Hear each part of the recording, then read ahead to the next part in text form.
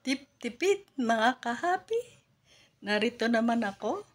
Oh, pinaka the best.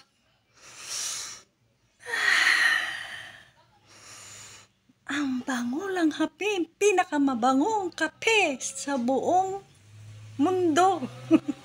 In the Philippines only.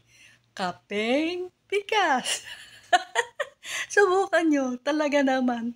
At kahit masabihin nyo na maitim to, mas masarap sa akin kasi black. Kasi hindi na masarap sa akin yung with, basta sugar na lang ilagay nyo.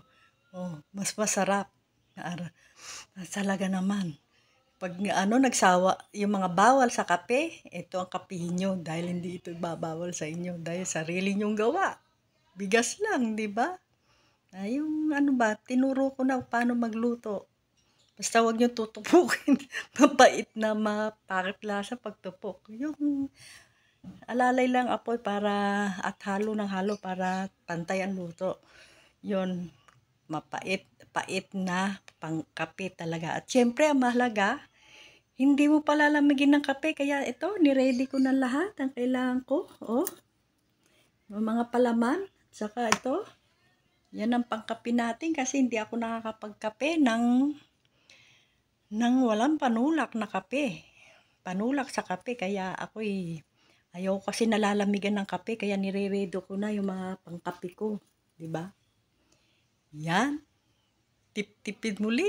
Marunong tayong dumiskarte. Marunong tayong pumaraan para makapagkape lang.